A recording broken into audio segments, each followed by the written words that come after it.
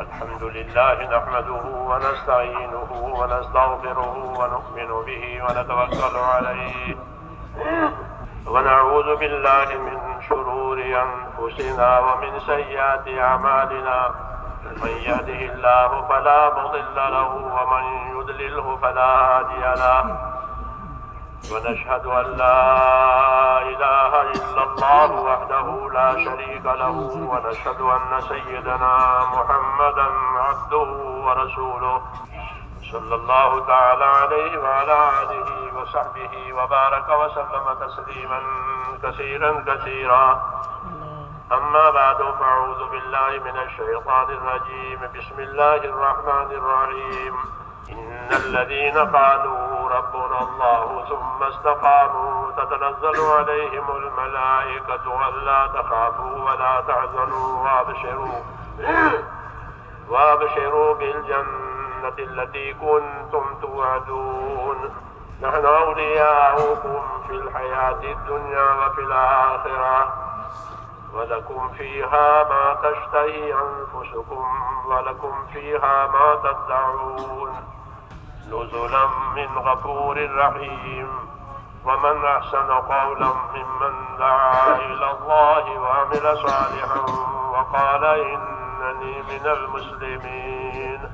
Mere bahayu saudara mulia. Dunia ini Allah ciptakan untuk sempurnakan tanggungjawab. Dunia ini untuk tempat untuk sempurnakan tanggungjawab. Orang yang senang di dunia, sukses di dunia, barang siapa sempurnakan tanggungjawab. Walaupun orang kaya, anak orang kaya, tapi tidak sempurnakan tanggungjawab, selalu belanja duit, memboros, maka orang tua, dia menyusahkan orang tua kerana dia tidak sempurnakan tanggungjawab. Dan seorang pekerja beramanah, kerja dengan baik, dengan beramanah, jadi semua orang inginkan dia. Kunci akan diberikan di tangannya. Simpan, kamu buka dan kamu ambil. Kerana beramanah, disempurnakan tanggungjawab. Ini semua perkara ini, semua orang boleh mengakui, tidak dinafikan. Nah, mentubanglah. Nah, nahdungan usalli rasulullah. Saudara-saudara mulia, kata beliau, Allah Jalla Syanu di dunia ini diciptakan untuk sempurnakan tanggungjawab. Kalau sediakan dunia ini, ciptakan dunia ini, sempurnakan tanggungjawab. Barang siapa sempurnakan tanggungjawab, maka dia adalah orang baik, orang soleh. Dan semua orang lain pun anggap orang baik. Barang siapa tidak sempurnakan tanggungjawab, tidak hiraukan, jadi orang tidak katakan orang baik. Dan dipandangkan Allah tidak orang baik. Walaupun dia seorang anak daripada orang tuanya, seorang saja anak, jadi orang tua semua sayang dia. Tapi anak ini kalau dia tidak sempurnakan tanggungjawab dan selalu memboros, belanja duit di mana-mana saja, maka orang tua pun tidak senang dengan anak ini. Orang tua pun tidak senang dengan, walaupun seorang anak, kerana dia tidak sempurna tanggungjawab. Dia tidak buat kerja, malas, hanya belanja duit, memboros. Orang tua pun tidak suka padanya. Dan sebaliknya, kalau seorang pekerja dalam rumah, beramanah, dia sempurnakan tanggungjawab, bantu dalam setiap kerjanya, bantu dalam urusan rumah tangga. Jadi Malik berikan kunci di tangannya. Kamu buka toko, kerana disempurnakan tanggungjawab, beramanah. Sampai kunci khazanah pun, sondok pun diberikan tangan dia. Sedangkan anak bapa tidak percaya padanya, tidak suka padanya. Tapi seorang pekerja, kerana dia beramanah dan dia sempurnakan tanggungjawab, maka Malik suka padanya. Sampai di kunci rumah, kunci toko ni diberikan tangan dia. Begitu juga Allah Subhanahu Wa Taala, seluruh dunia, tempat ini Allah SWT jadikan sempurnakan tanggungjawab. Barang siapa sempurnakan, dia adalah orang baik. Dipandangkan Allah Subhanahu Wa Taala, dipandangkan manusia. Barang siapa tidak sempurna tanggungjawab, sesiapa pun tidak suka padanya. Ia hamara pehla sabak. Ini adalah pelajaran yang pertama. Ini pertama pelajaran untuk kita. Kerana tanggungjawab datang daripada Allah Subhanahu Wa Taala. Ini pelajaran yang pertama. Nabi Adam AS dihantar di dunia ini, Allah Subhanahu Wa Taala berikan tanggungjawab. Beberapa perkataan diberitahu, kamu turun di permukaan bumi. Adam, Hawa dan Iblis semua turun dibawa di dunia. Diberitahu pada Adam AS, kamu akan menghadapi berbagai keadaan. Ada juga orang bermusuh satu sama lain di keturunanmu. Keturunanmu akan bermusuh kerana iblis bersama denganmu. Diberitahu pada awalnya diberitahu, dan kamu akan menghadapi berbagai-bagai keadaan, kesusahan. Nombor 2, segala keperluanmu kamu akan dapat di dalam bumi ini. Segala keperluanmu semua saya tersembunyikan dalam bumi. Makan, minum, pakaian, rumah, peralatan ini semua akan sempurna daripada bumi ini. Dan hayat di dunia ini permukaan bumi, dan setelah mati masuk dalam bumi. Ini dia beritahu. Kemudian diberitahu lagi yang kedua, setelah dihantar di turun di permukaan bumi daripadaku, hidayah akan datang, perintah Allah Subhanahu akan datang. Ini pertama. 2, barang siapa sempurnakan tanggungjawab ni, dia akan berjaya. Barang siapa tidak sempurnakan tanggungjawab, dia akan gagal di sisi Allah Subhanahu Wa Taala. Ini perkataan yang benar. Supaya kita menghadapi kesusahan ini, kita sempurnakan segala perintah Allah Subhanahu Wa Taala. Saya beritahu ini pelajaran yang pertama. Ini untuk manusia, pelajaran yang pertama. Daripada Allah Subhanahu Wa Taala, hidayah akan turun daripada langit, membawa hidup dan keperluan. Bagaimana kamu membawa hidupmu? Kerana hidup pasti akan habis. Kerana bukan di tangan manusia. Matahari terbit, matahari tenggelam. Musim dingin akan datang, musim panas akan datang. Dan juga orang mengatur dalam majlis agama, masa akan habis. Jadi hidup ini kita perlu berbentuk, memperbaiki. Barang siapa akan ikut hidayah, maka Allah Subhanahu berikan kejayaan pada mereka. Barang siapa tidak taat pada Allah Subhanahu Taala, dia akan menghadapi kesusahan. Akhirnya dia hampa sekali waktu maut. Hari ini muliakan Allah Subhanahu Taala. Inilah pelajaran yang pertama di dunia ini. Kita hendaklah sempurnakan tanggungjawab. Ini tempat untuk sempurnakan tanggungjawab. Dan sempurnakan tanggungjawab, inilah pelajaran yang pertama.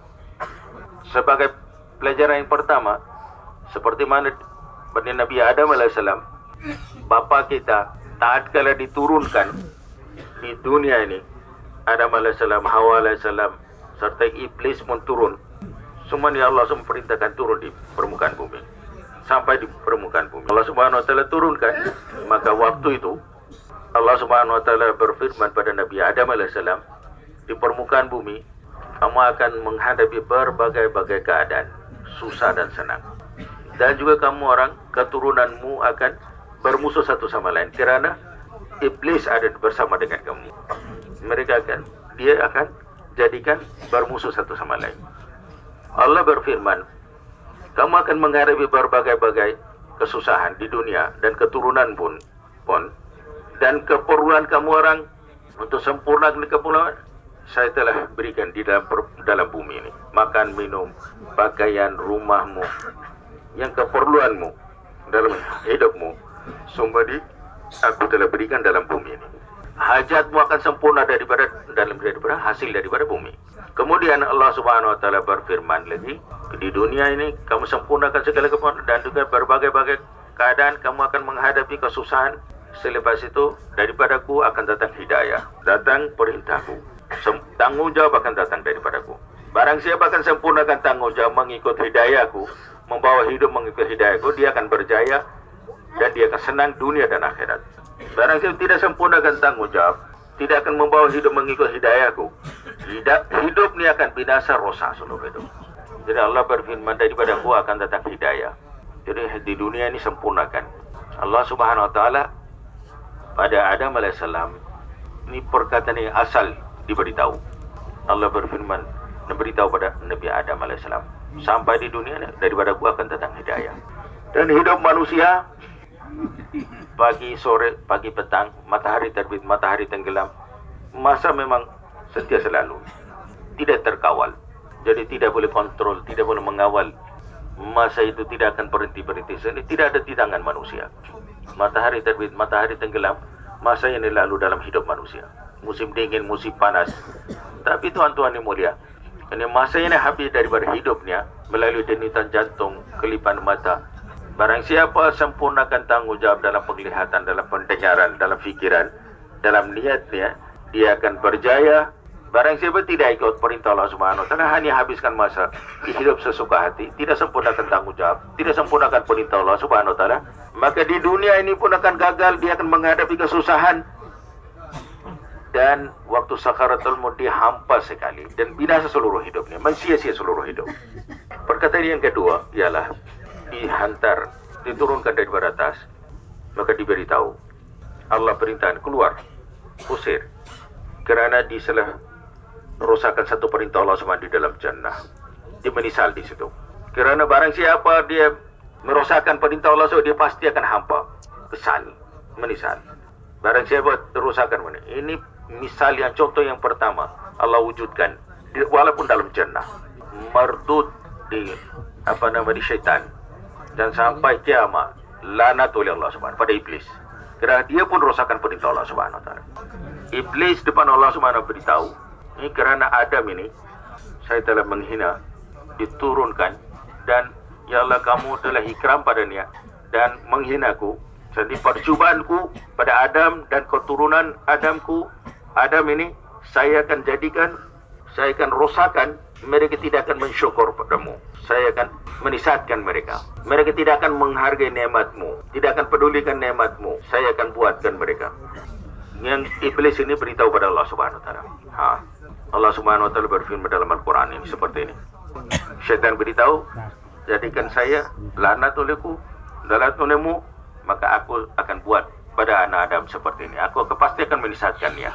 Jadi saya pasti akan menisahkan mereka dan rusakkan hidup mereka. Daripada depan, belakang, daripada kiri, kanan. Empat penjuru saya akan serang pada mereka. Saya akan datang dan saya akan menisahkan mereka. Allah Subhanahu Wa Taala seperti mana Zat Allah Subhanahu tidak harap pada sesiapa. Tidak pedulikan pada sesiapa. Allah Subhanahu tidak mengharap pada sesiapa. Tak apalah. Apa saja kamu buatlah terserah. Ini putusanku. Yang pengikut-pengikutmu saya semua akan sempurnakan, masukkan dalam neraka. Ini putusan Allah Subhanahu. Allah ambil putusan yang berat. Jadi dua putusan Allah Subhanahu ambil setelah hantar di dunia ini. Satu jalan untuk iblis, satu jalan kepada Allah Subhanahu Wa Taala. Allah berfirman, jalanku lurus. Inna hadza siratal mustaqiman fattabi'uhu. Ini dah sejalan lurus. Dan baginda sallallahu alaihi wasallam bersabda seperti itu. Ini jalanku, jalan yang lurus. Dia Allah ambil putusan untuk kejayaan, jalan yang lurus. Barang siapa ikut ini, selain daripada itu, dia akan hampa dan berterusan akan masuk dalam neraka. Selama-lamanya akan gagal. Setiap manusia datang di dunia ini hanya satu jalan, melalui perut manusia, perut ibunya. Satu jalan. Nabi, wali ataupun wali songo, wali 11 yang datang dunia ini melalui perut ibunya.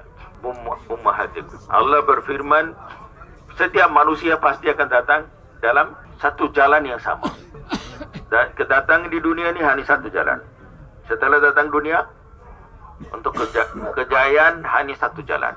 Yang jalan yang Allah Subhanahu Wa Taala berfirman, dan sabda baginda sallallahu alaihi wasallam, jalan yang lurus, jalan kejayaan. Selain daripada itu jalan ini sudah ada supaya untuk sesat dan binasa selama-lamanya. Hari ini memuliakan Allah Subhanahu Wa Taala. Perkara yang kedua, manakala Allah Subhanahu Wa Taala pada Adam alaihissalam hantar di dunia, sertai iblis pun diturunkan bersama dengannya. Kamu pun turun.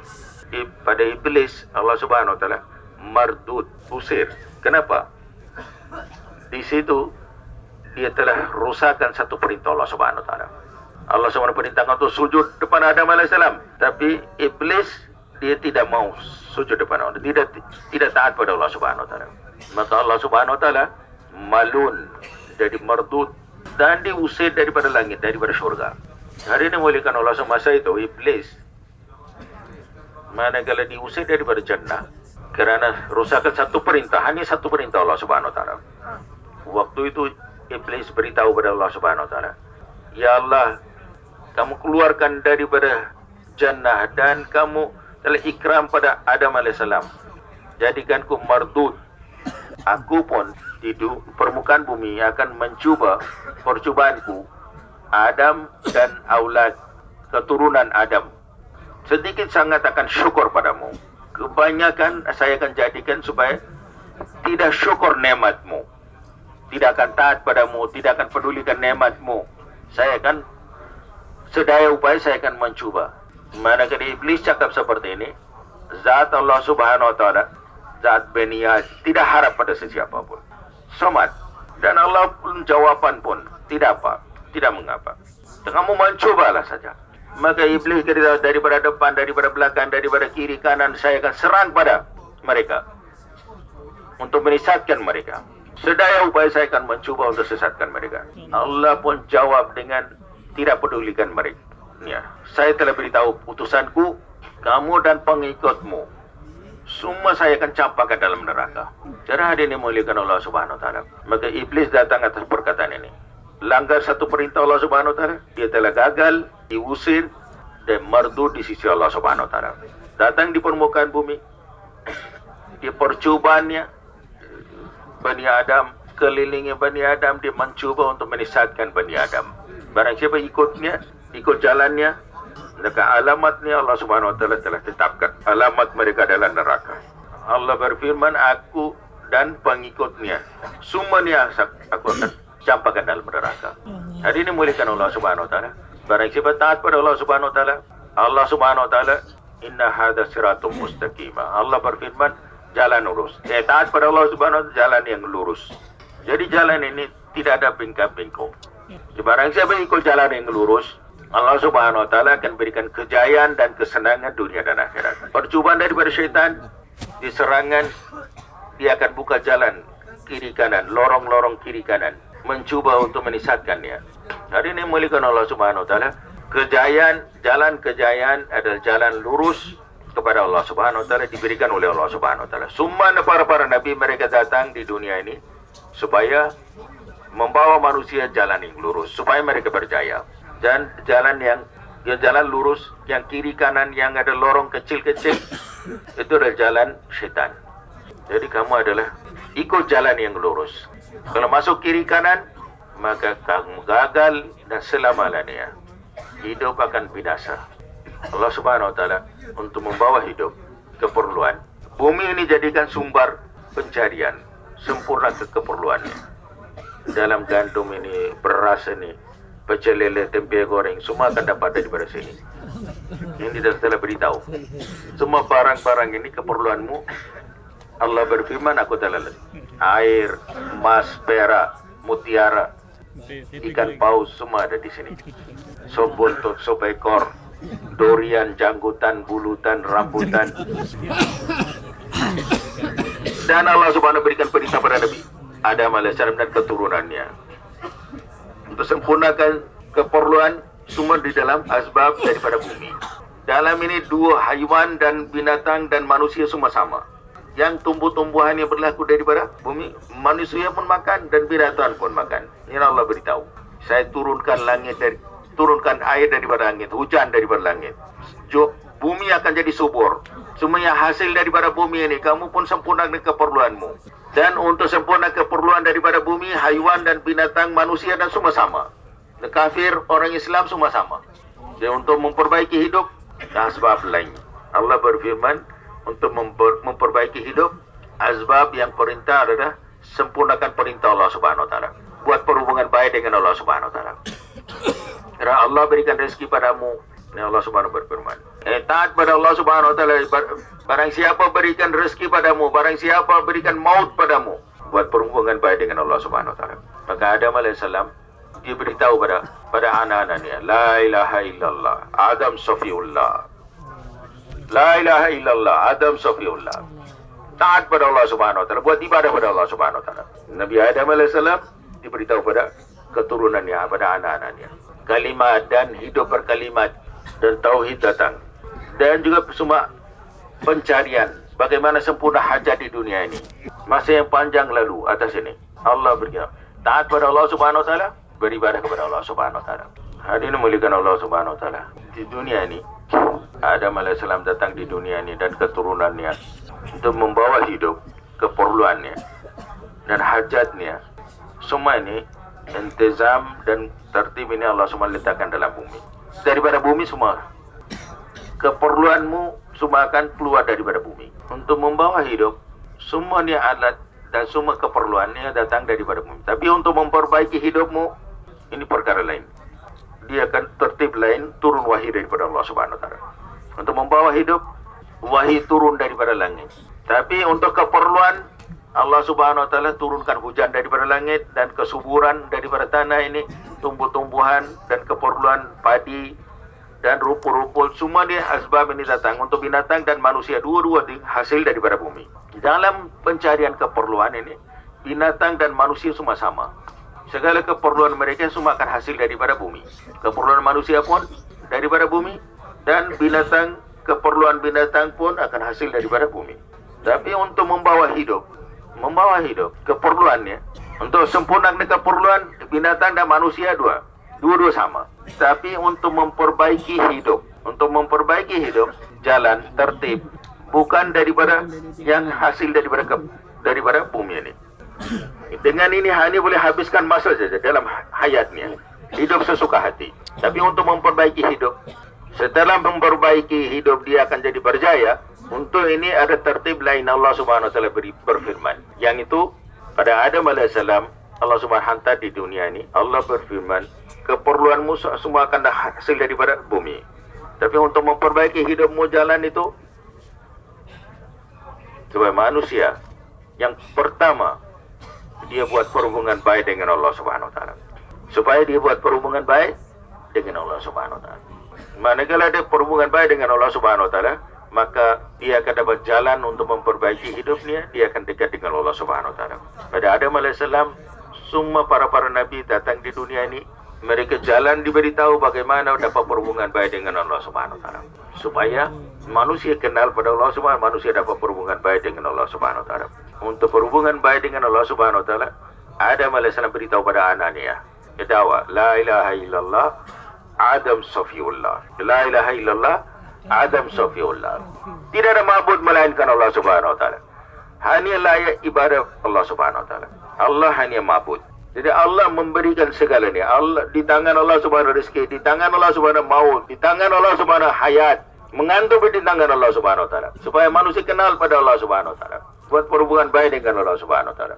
Manakala manusia buat perhubungan baik dengan Allah Subhanahu wa taala, maka Allah Subhanahu melalui kudrat Allah Subhanahu wa taala, Allah Subhanahu wa taala melalui kudrat Allah memperbaiki perhubungan dia dan segala makhluk. Segala keperluan datang daripada bumi. Sempurna keperluan manusia dan keperluan binatang pun sama sumbernya daripada bumi. Jadi untuk membawa hidup binatang dan manusia dua-dua sama. Tapi kalau manusia mau berbentuk hidupnya dan apa kejayaan untuk jalan lain, supaya dapat perhubungan baik dengan Allah Subhanahu wa taala, taluk dengan Allah Subhanahu wa taala. Siapa Allah Subhanahu wa taala? Allah ciptakan, Allah Maha Penyayang. Nikmat Allah Subhanahu wa taala lalu banyak.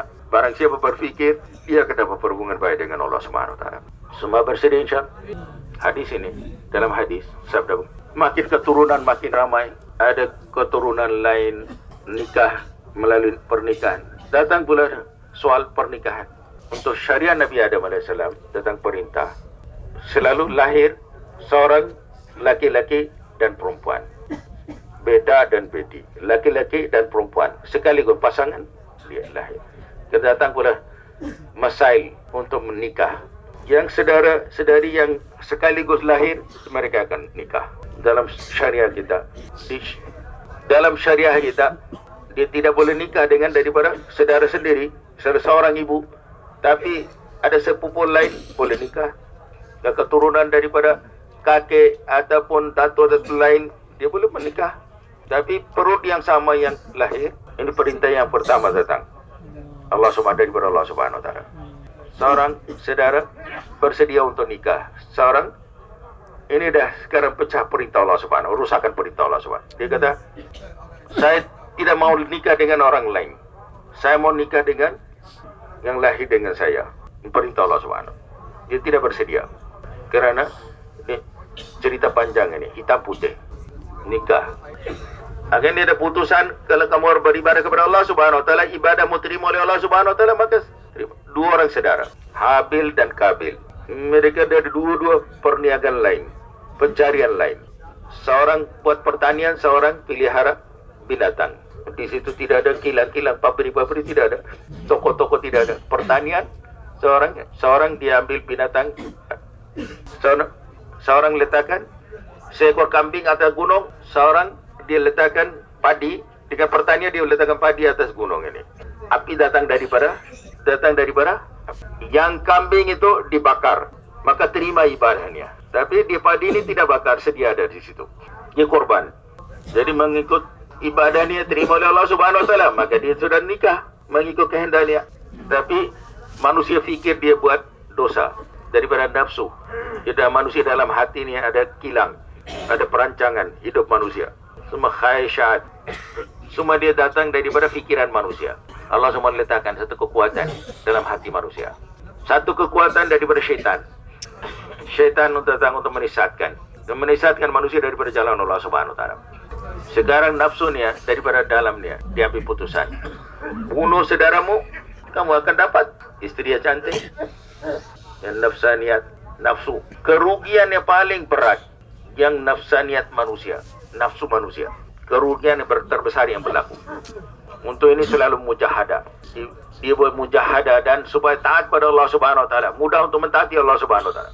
Supaya nafsu ini jadi melemah dan supaya taat pada Allah Subhanahu Wa Taala. Mudah untuk taat pada Allah Subhanahu Wa Taala. Jihad. Dan nafsu daripada dalamnya disediakan. Bunuh saudaramu. Maka isteri, kamu boleh dapat isteri dia. Pindahkan dia, bunuh dia, kamu akan dapat tempat itu. Ini sebab itulah selalu berlaku permusuhan, pergaduhan di dunia ini. Bunuh dia, aku dapat isteri yang cantik dia. Ini bukan jalan pada Allah Subhanahu Wa Taala, ini jalan syaitan. Kerana Allah Subhanahu Wa Taala, din Allah Subhanahu Wa Taala berikan nafsu, kamu korbankan nafsu dia. Kilau dan pilau, berikan makan, minum. Ambil jalan lurus, membawa manusia pada jalan yang lurus. Ini asal. Jadi nafsunya sediakan daripada diri dia untuk membunuh dia. Hari ini muliakan Allah Subhanahu Wa Taala. Kemudian Allah Subhanahu Wa Taala berikan syariah pada Nabi Adam AS. Masa itu tidak yang besar sangat syariah. Kebanyakan keperluan-keperluan. Perintah Allah Subhanahu Wa Taala datang untuk keperluan Allah Subhanahu Wa Taala. Ada sorat, perintah tidak banyak sangat. Kebanyakan tentang keperluan. Bagaimana sempurnakan keperluan pertanian, peternakan binatang, begitu juga. Kemudian perintah Allah Subhanahu Wa Taala pertama, maka Nabi Adam AS datang di dunia ini, anak yang lahir, tertib yang lahir anak, sekaligus anak kembar laki-laki perempuan. Satu perut. Nabi makin besar bagaimana mau nikah. Ini satu soalan. Pertama yang laki-laki, yang kedua kali perempuannya. Dan laki-laki yang kedua dan pertama perempuan yang pertama. Cara begini. Kerana di sini tidak ada manusia banyak, jadi keperluan nikah bagaimana akan sempurna. Jadi syariah yang pertama, yang laki-laki dan perempuan yang lahir kembar, pernikahan mereka tertib terbalik. Yang kedua kali dia lahir laki-laki perempuan. Dia perempuan itu dan dengan laki-laki yang pertama. Dan perempuan yang pertama dengan laki-laki yang kedua. Ini tertib yang pertama. Ini tertib Nabi Adam AS. Ini tertib daripada Allah Subhanahu Wa Taala. Zaman ini pun sama, walaupun daripada seorang ibu bapa tidak boleh nikah. Tapi keturunan daripada kakek ataupun kakek laki-laki ataupun sepupu lain boleh nikah. Tapi daripada ibu bapa yang sama tidak ada diizin untuk nikahkan. Masa itu dah sania seorang ibu bapa. Jadi perintah Allah Subhanahu Wa Taala yang lahir sekaligus berpasang, yang berpasang yang turun, mereka tidak akan nikah, tidak boleh nikah sama satu sama lain. Mereka akan menukar saudara-saudari yang mereka lahir, mereka yang sebelum itu ada, selepas itu dia akan nikah. Tukar menukar. Nabi Adam AS 2 orang, Habil dan Kabil. 2 orang. Sudah muda masa sampai untuk balik untuk menikah. Sekarang tidak boleh nikah dengan bersama dengannya. Habil sama ni akan perempuan yang sedari perempuan yang lahir tidak boleh nikah. Jadi dia mau nikah dengan orang. Tapi Kabil tidak bersedia untuk nikah. Dia kata, yang orang yang sama denganku yang lahir saya mau nikah dengan dia kerana dia putih. Yang dia ni hitam tak mau. Sekarang berlaku. Ya, kamu orang Bangladesh, hitam-hitam, cuci muka dahulu di Sungai Cincin. Tidak boleh nikah dengan putri-putri yang cantik di Indonesia, Malaysia kita. Jadi IPB pun senang. Putri-putri hitam tidak ada dicuci mata. Senang untuk mempertahankan iman. La ilaha illallah. Tapi untuk India, Pakistan, orang Bangladesh sampai di Indonesia, Malaysia, yang susah mau mengawal iman mereka. Tapi ini sudah ada didegil, keras hati. Akhirnya ada bagaimana putusan. Dia kata, saya mau nikah dengan yang saudariku yang putih ini. Sekarang perintah datang daripada korban untuk Allah Subhanahu Wa Taala, beribadah untuk Allah Subhanahu. Daripada langit akan turun api, korban mereka akan bakar. Maksudnya diterima oleh Allah Subhanahu Wa Taala. Difahamkan cadangannya terima oleh Allah Subhanahu wa taala. Allah hendak seperti itu. Dan api yang tidak bakar, maka cadangan ini tidak betul, maka dia langgar perintah Allah Subhanahu wa taala. Dan hadirin muliakan Allah Subhanahu wa taala, cara begini dia putusan dari Allah Subhanahu wa taala. Zaman itu tidak ada kilang-kilang, pabrik-pabrik perniagaan, tidak ada. Nabi Adam alaihissalam, anak-anaknya seorang pelihara binatang, seorang yang buat pertanian, dan mereka kurban mengikut pencarian mereka. Seorang letakkan seekor kambing atas gunung, seorang letakkan satu ikat padi atas gunung. Api yang akan datang akan bakar. Dia kalau dia bakar, dia akan. Api yang tidak bakar, maksudnya tidak ada putusan untuknya. Dia langgar perintah Allah Subhanahu wa taala. Di kambing letak atas gunung, seorang dia ada pertanian padi atau sayur-sayuran, bayam merah, bayam putih, letakkan atas gunung. Api turun tapi bakar kambing. Yang letak panen itu tidak sentuh api, maka difahamkan korbannya terima. Maka dia adalah benar. Toh sekarang Kabil berpikir, panenku merdu tidak terima, tapi saya mau juga. Bagaimana mau buatkan fikir, bagaimana sempurnakan nafsuku. Jadi saya cari satu jalan lain. Di dunia ini jalan seperti ini, mau langgar perintah Allah Subhanahu. Kosongkan pangkat, saya akan dapat pangkat itu. Sampai tanduk kerbau, lambang ini membuktikan barang siapa ikut partai ini akan jadi kerbau. Pindahkan dia, aku pasti akan dapat pangkat ini. Jadi mencuba saja. Dia pun berpikir itu. Jadi daripada dalam manusia buat yang langgar perintah Allah Subhanahu, berdosa. Ini ada dua perkara. Satu daripada dalam nafsu dia. Ini ada kilang dalam dia sedia daripada dalam. Irada yang kejahatan itu dia sedia daripada. Di luar pula iblis. Iblis daripada awal sekali. Saya pasti akan sesatkan keturunanmu, keturunan Nabi Adam. Daripada dalam khaisyat, keinginan, nafsu.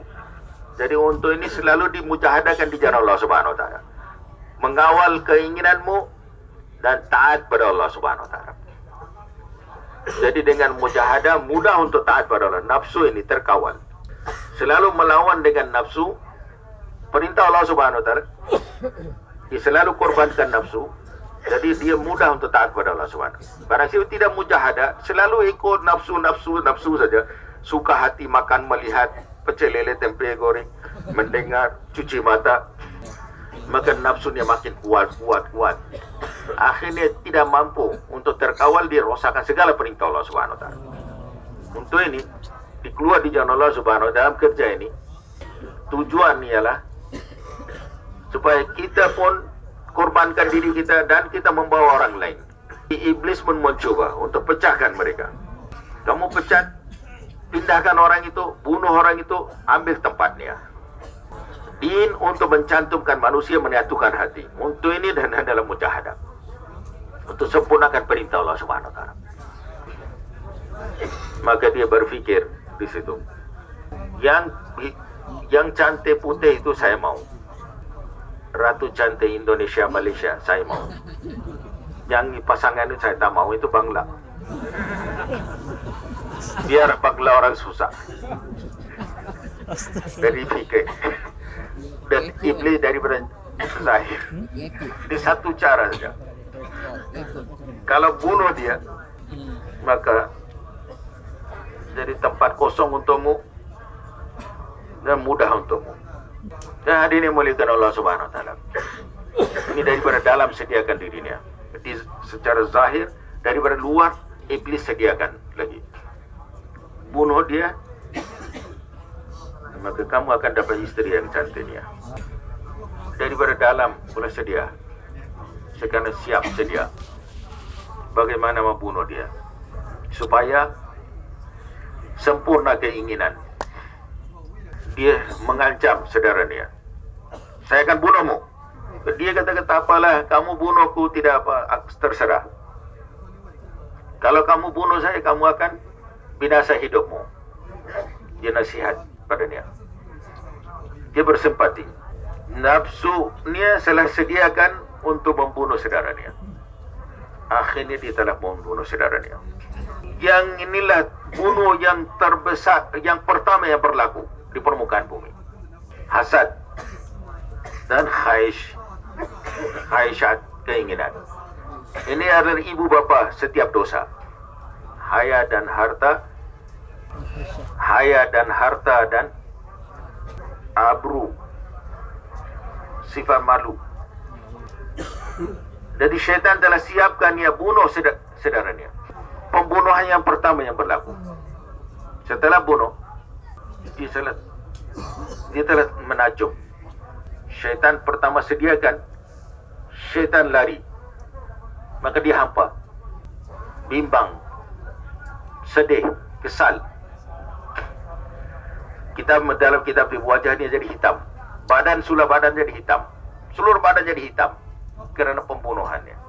Sekarang dia bimbang, takut, tidak memahami apa yang mau buat lagi, apa yang mau buat mayat ini. Kerana jenazah yang pertama tidak tahu.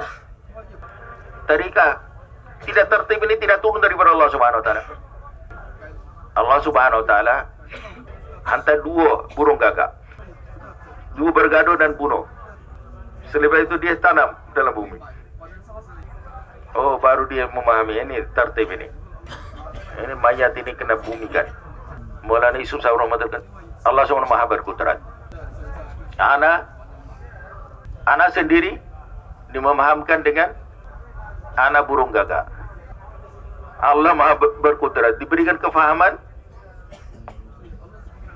Anak Adam, Allah SWT berikan kefahaman, berikan pelajaran melalui burung gagak. Karena dalam tafsir kitab burung gagak ini ada satu burung, dia kalau satu mati, lain semua yang datang semua terlalu sedih. Semua saudara mara semua datang. Kalau seekor mati, dia semua mutasir, dia telah terkesan daripada itu, terharu dengan ini. Semua dia datang dan kena pembunuhan ini, kematian ini.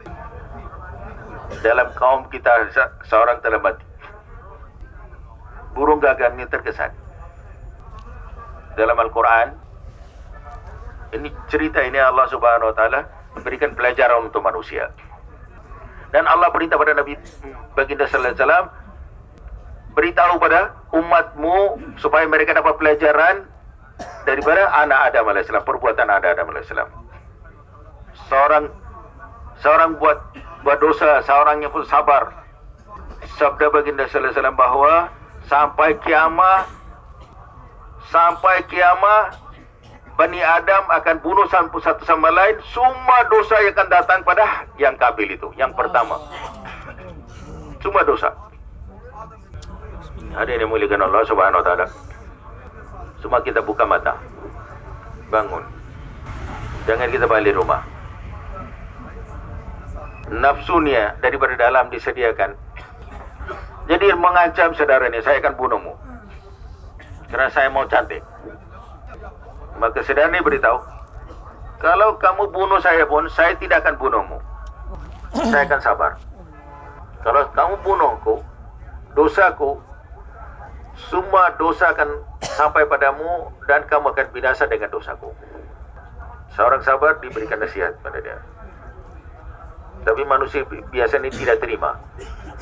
Manusia tidak mau terima nasihat manakala khaisat, keinginan sudah naik atas. Hasad dan 2 nafsu, keinginan, dia punca segala dosa. Punca segala dosa. Khais, keinginan manusia, nafsu dan hasad. Dua perkara sediakan manusia untuk langgar perintah orang. Haya dan harta. Hasad disediakan manusia untuk membunuh orang lain, jatuh marwah orang lain. Hasad, maka dia ambil bersedia untuk membunuh dia. Walaupun dinasihatkan, tapi dia tidak mendengar nasihat. Dapat peluang, dia telah bunuh saudaranya. Setelah bunuh, sekarang dia menisat. Saya telah bunuh dia. Ini mayat ini saya mau buat apa? Begini bimbang dan takut dalam tafsir, maka seluruh badan jadi hitam kerana dia buat satu dosa. Kerana dosa tumpah darah, permukaan bumi, ini pertama kali yang tumpah darah manusia di permukaan bumi. Maka badannya kerana terlalu gelisah menisal, seluruh badan jadi hitam. Dalam tafsir ada. Sekarang dia bimbang yang mayat ini, apa yang saya mau buat dengan mayat ini? Kerana belum ada kematian, dia pun tidak tahu bagaimana tertib mayat ini. Ini jenazah yang pertama, ini mayat yang pertama, belum turun tertib. Bagaimana? Dia tidak tahu bagaimana, apa yang mau buat dengan mayat ini. Maka Allah Subhanahu wa Ta'ala ajarkan pada dia, hantar 2 ekor burung gagak. Dia bergaduh dan bunuh, dan dia tarik dan masukkan, kuburkan, bumikan. Maulana Yusuf Rahmatullah kata beliau, Allah ajar kudrat Allah Subhanahu wa Ta'ala.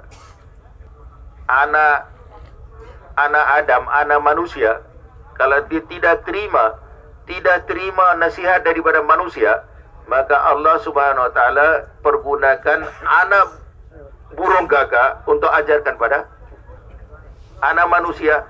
Tidak ambil nasihat daripada manusia, maka anak burung gagak ajarkan pada manusia. Mufassirin, kenapa Allah Subhanahu pergunakan burung gagak? Ada banyak binatang-binatang lain, boleh. Kenapa pergunakan burung gagak? Allah gunakan burung gagak ini satu sifat di kalangan mereka. Kalau satu mati, maka kalau serumah burung gagak di situ, dia berdiri di situ, semua menjerit di situ. Kita melihat di desa-desa, seekor burung gagak mati dan ribuan burung gagak datang, semua menjerit, menangis, bersempati dengan itu. Seekor mati, semua dia kumpul di situ, datang untuk takziah, bersempati.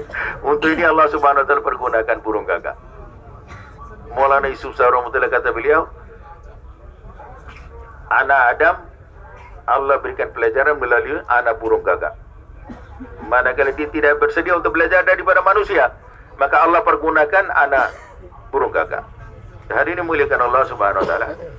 Maka dia memahami, oh, jadi mayat saudaraku saya boleh tanam seperti ini, saya boleh kuburkan seperti ini. Dikira dia punya pembunuh yang pertama di permukaan bumi ini, anak Adam alaihissalam. Allah Subhanahu wa Ta'ala cerita ini Allah Subhanahu wa Ta'ala turunkan dalam Al-Quran pada baginda sallallahu alaihi wasallam, berfirman pada baginda, pada umatmu ajarkan, beritahu tentang ini, ada banyak perkara yang besar, pelajaran untuk umatmu. Kalau berlaku pembunuhan, bagaimana binasa hidup manusia? Seluruh badan jadi hitam. Bagaimana binasa hidup manusia? Sabda baginda bahwa sampai kiamat manusia akan terbunuh atau dibunuh. Segala dosa, yang pertama anak Nabi Adam AS, dia akan sampai pada segala dosa yang akan sampai pada dia. Dosa-dosa segala pembunuhan, kerana dia yang pertama kali dia buka jalan dosa. Jadi cerita Nabi anak Adam AS Allah turunkan dalam Al-Quran cerita peristiwa ini, dan Allah Subhanahu wa Ta'ala berfirman, beritahu cerita yang panjang pada Nabi Ibrahim, baginda sallallahu alaihi wasallam, untuk supaya umat ini ambil pelajaran ini. Sabda baginda sallallahu alaihi wasallam bahawa sampai kiamat semua pembunuhan yang berlaku, semua dosa-dosa akan sampai pada pembunuh yang pertama, anak Adam. Satu adalah Qais. Di hidupnya hari ini kira Nabi Ibn Mas'ud radhiyallahu ta'ala anhu kata beliau, rubba syahwatan, satu khaisyat menyempurnakan satu keinginan saja, dia dapat satu kesusahan yang besar, kesalahan yang terlalu panjang, berat.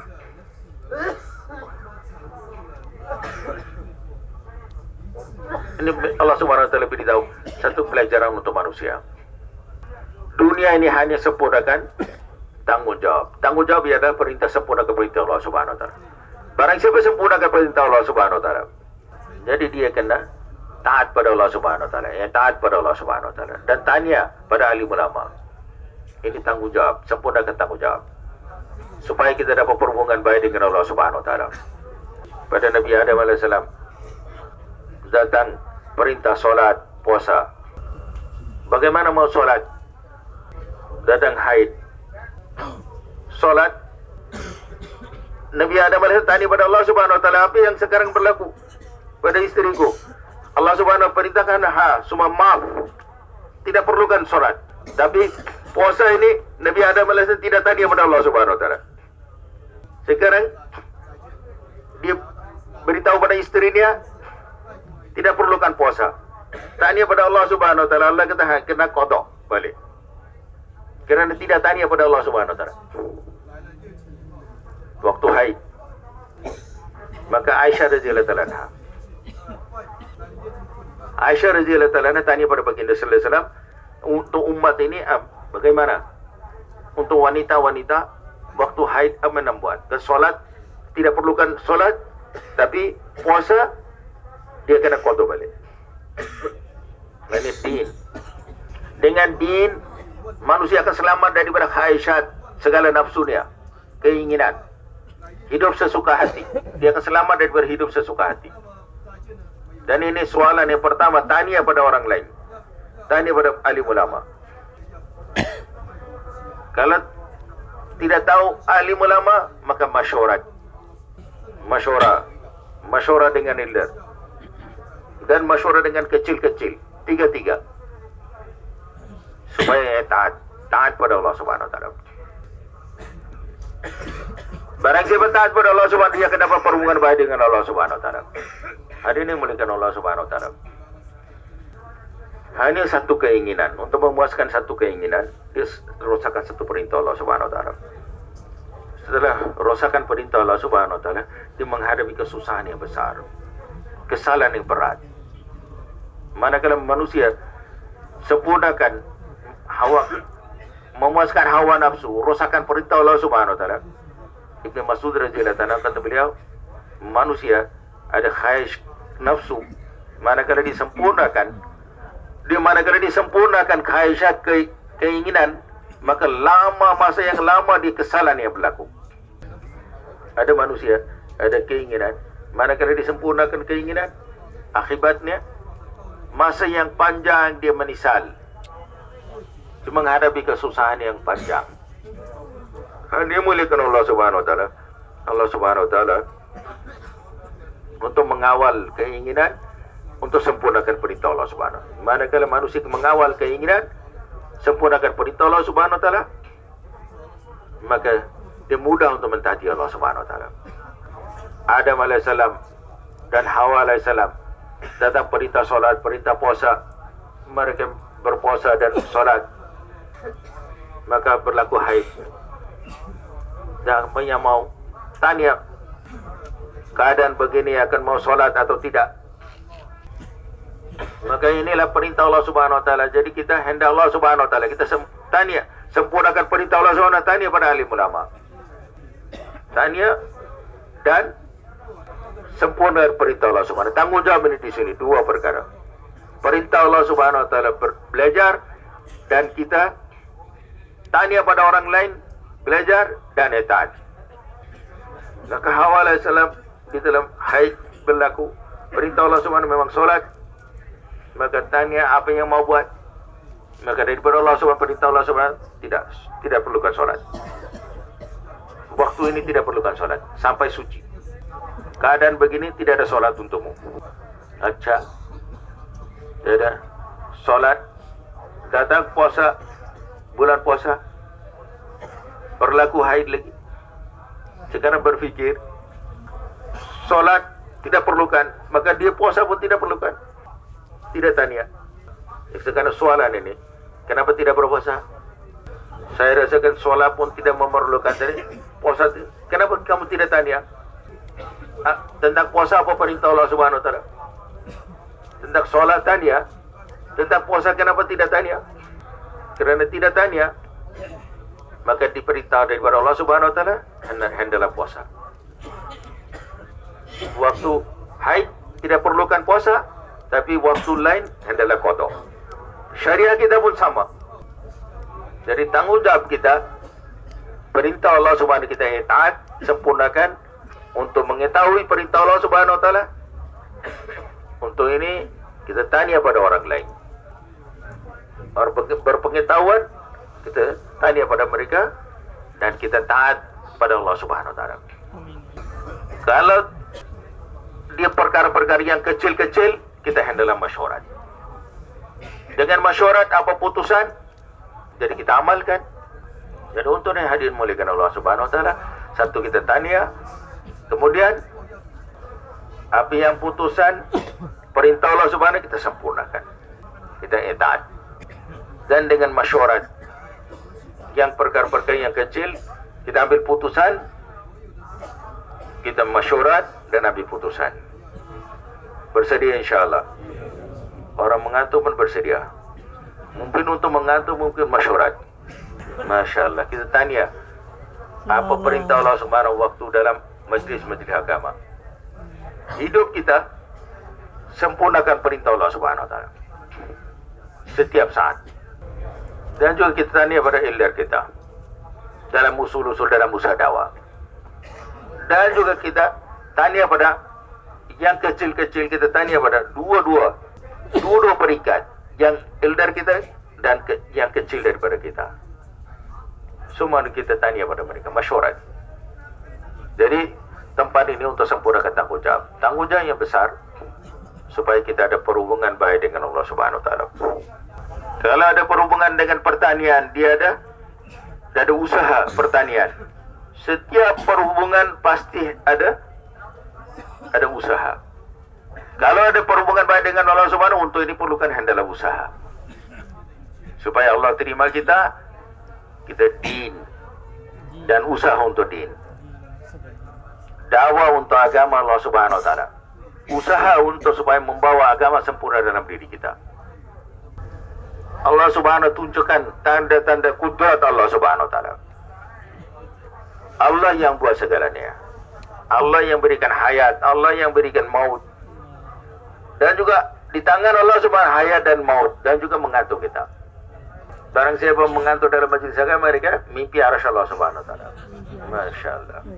Semua para nabi Allah Subhanahu diberikan tanggungjawab dakwah pada Allah Subhanahu Wa Taala dan beritahu perintah Allah Subhanahu Wa Taala. Dakwah dengan penuh dengan sifat, seperti manusia meniaga pun dengan sifat. Meniaga dengan showroom, tanpa dia kena showroom untuk menonjol saja. Macam ini. Inilah cantik-cantik semua barang-barang ini. Mobil cantik. Dakwah begitu. Dakwah tentang din penuh dengan kecantikan, penuh dengan sifat. Jadi untuk dakwah pun kita hendak belajar. Dakwah untuk din agama, supaya ada perhubungan baik dengan Allah Subhanahu, perhubungan dengan akhirat. Allah dan akhirat kita beriman. Dalam iman itu beriman pada Allah dan akhirat, dua perkara yang besar. Kita dakwah tentang perkara hak, datang pada Allah Subhanahu Wa Taala, kembali kepada Allah Subhanahu Wa Taala, pencarian bekalan untuk hari akhirat. Ini dakwah kita, supaya kita ada perhubungan baik dengan Allah Subhanahu Wa Taala. Barang siapa dalam bidang dakwah ini dia meningkat perhubungan baik dengan Allah Subhanahu Wa Taala, dua perkara akan wujud. Satu, khauf, takut pada Allah Subhanahu Wa Taala. Takut pada Allah Subhanahu akan wujud dalam hatinya. Ini kesan daripada usaha dakwah. Kesan daripada usaha dakwah, pertama dia akan jadi termasuk dalam orang yang bertakwa dan yakin akan berbentuk dalam hatinya. Hanya takut pada Allah Subhanahu Wa Taala dan bertawakul pada Allah Subhanahu, beryakin dengan Allah Subhanahu Wa Taala, janji-janji Allah Subhanahu Wa Taala. Dua perkara ini mengawal dalam hidupnya. Allah berikan takut pada Allah Subhanahu Wa Taala, sifat takwa. Barang siapa buat usaha dakwah, perubahan yang berlaku dalam hidupnya, kerana sifat takwa wujud dalam hatinya. Sabda baginda sallallahu alaihi wasallam bahawa aku adalah di kalianmu orang yang paling bertakwa, takut pada Allah Subhanahu Wa Taala. Sabda baginda sallallahu bahawa di kalianmu aku adalah orang yang paling bertakwa. Kerana dakwah ini, usaha dakwah ini, dia berbentuk membawa sifat takwa dalam hatinya. Kecantikan sifat takwa, dia berjalan kepada Allah Subhanahu Wa Taala. Manusia takut pada ular, dia lari daripada takut ular. Dia takut pada harimau, dia lari daripada jauh daripada. Barang siapa takut pada Allah Subhanahu Wa Taala, dia berlainan, dia jalan kepada Allah Subhanahu Wa Taala. Khosyatin khauf, takut pada Allah Subhanahu Wa Taala. Di kebesaran Allah Subhanahu Wa Taala masuk dalam hati dia. Barang siapa takut pada Allah Subhanahu Wa Taala, dia lari kepada Allah Subhanahu Wa Taala. Disempurnakan segala perintah Allah Subhanahu Wa Taala, menjauhi segala larangan Allah Subhanahu Wa Taala. Nombor dua, Allah berikan yakin terhadap Allah Subhanahu Wa Taala. Kalau mentaati perintahku akan dapat kejayaan. Lagi usaha dia akan dekat dengan Allah Subhanahu Wa Taala. Wujudkan cinta terhadap Allah Subhanahu Wa Taala. Dan melalui usaha dapat cinta terhadap Allah Subhanahu Wa Taala. Usaha yang paling tinggi. Ada yang muliakan Allah Subhanahu Wa Taala, tanggungjawab ialah hidup di dunia ini supaya kita ada perhubungan baik dengan Allah Subhanahu Wa Taala. Ada taluk dengan Allah Subhanahu Wa Taala. Setiap nabi mereka datang di dunia ini percobaan supaya manusia dapat perhubungan baik dengan Allah Subhanahu Wa Taala. Hamba Allah Subhanahu Wa Taala dapat perhubungan baik dengan Allah Subhanahu Wa Taala. Untuk dapat perhubungan baik dengan Allah Subhanahu Wa Taala, usaha dakwah. Setiap nabi, para nabi mereka buat usaha dakwah supaya manusia dapat perhubungan baik dengan Allah Subhanahu Wa Taala. Barang siapa manusia dapat dengan hati ini ada perhubungan, maka dia mencuba untuk jadi cantik. Dan dia usaha tersebut berniaga. Dia usaha atas pertanian, maka dia mencantikkan pertanian. Barang siapa meniaga, maka dia buat showroom. Dia tunjukkan, inilah barang-barang aku jual. Showroom. Showroom ini bukan untuk jual, hanya untuk menjual pada manusia. Dia dakwah dengan kepada itu. Manusia, apa yang dia usahakan, jadi mencantikkan usaha tersebut. Perhubungan baik dengan Allah Subhanahu Wa Taala melalui usaha dakwah. Jadi usaha dakwah pun kita buat cara yang terbaik dengan bersifat supaya dakwah ini jadi cantik. Dan sifat-sifat dakwah kita membawa dalam usaha dakwah. Manakala usaha dakwah dengan dia membawa dengan sifat, maka dia akan dapat perhubungan baik dengan Allah Subhanahu Wa Taala. Manusia akan kenal pada Allah Subhanahu Wa Taala, beryakin pada Allah Subhanahu Wa Taala. Manakala dia ada taluk dengan Allah Subhanahu Wa Taala, beryakin pada Allah Subhanahu Wa Taala, maka disempurnakan segala perintah Allah Subhanahu Wa Taala. Dan fikir akhirat akan wujud dalam hati. Dia fikir akhirat akan wujud. Dakwah Nabi takut pada Allah dan man kana yu'minu billahi wal yawmil akhir. Barang siapa beriman pada Allah Subhanahu Wa Taala, beriman pada akhirat. Hari ini murid Allah Subhanahu Wa Taala, kenal pada Allah Subhanahu Wa Taala supaya berhubungan baik dengan Allah Subhanahu Wa Taala melalui dakwah. Dakwah Allah yang buat segalanya. Sesiapa pun tidak buat melainkan Allah Subhanahu Wa Taala. Hayat dan maut di tangan Allah Subhanahu Wa Taala, siang malam di tangan Allah Subhanahu Wa Taala, hayat maut di tengah-tengah, semuanya di tangan Allah Subhanahu Wa Taala. Segalanya berlaku daripada Allah Subhanahu Wa Taala. Jadi kita datangnya Allah Subhanahu Wa Taala, buat perhubungan baik dengan Allah Subhanahu Wa Taala melalui usaha dakwah dengan sifat, kerjakan dengan sifat. Manakala buat usaha dakwah dengan sifat, maka manusia dalam hatinya sifat takwa akan datang dalam hati. Sifat takwa, dia khasyat. Khasyat, takut penuh dengan cinta. Ya, azmat, kehebatan yang masuk dalam hatinya. Takut pada Allah Subhanahu Wa Taala, takut pada benda lain berbahaya. Seperti takut pada ular. Takut pada ular, dia lari daripada ular. Takut pada harimau, dia lari daripada harimau. Tapi takut pada Allah Subhanahu Wa Taala, dia lari kepada Allah Subhanahu Wa Taala. Dia berlainan. Barang saya takut pada Allah Subhanahu Wa Taala, dia bukan lari daripada Allah Subhanahu Wa Taala. Dia lagi dekat dengan Allah Subhanahu Wa Taala. Ini berbeda dan berbeza. Perbezaan dengan dia lari daripada ular, lari daripada harimau. Kita benda yang berbahaya. Jadi barang siapa dikorban dalam medan dakwah, dia beriman pada Allah Subhanahu Wa Taala, khauf, khasyat wujud dalam hati. Sabda baginda sallallahu alaihi wasallam adalah dai yang terbesar, imam para dai, imam dan ketua para nabi kita. Sabda baginda sallallahu bahwa yang paling takut di kalianmu takut pada Allah Subhanahu Wa Taala adalah aku. Baginda sallallahu alaihi wasallam yang paling takut pada Allah Subhanahu Wa Taala. Abu Bakar Siddiq radhiyallahu anhu korban di jalan Allah Subhanahu Wa Taala. Iman dia dan takwa dia besar daripada jumlah segala takwa semua manusia sampai kiamat. Orang Abu Bakar Siddiq radhiyallahu anhu takwa dia, kerana dia yang paling besar korban di medan dakwah. Melalui usaha dakwah, dalam hati manusia wujud iman dan takut pada akhirat, dan dapat perhubungan baik dengan Allah Subhanahu Wa Taala. Lagi kita dapat perhubungan baik dengan Allah Subhanahu Wa Taala, dalam hati kita wujud sifat takwa. Dari sifat takwa, dia akan menjauhkan dari segala larangan Allah Subhanahu Wa Taala. Dakwah adalah amalan yang tertinggi. Amalan dakwah yang tertinggi. Tapi hendaklah dakwah dengan bersifat. Seperti mana manusia dia buat pakaian yang cantik, dia makanan yang sedap, pecel lele, tempe goreng, dia cari yang benda yang sedap. Jadi kita hendaklah buat usaha dakwah pun dengan sedap dan cantik.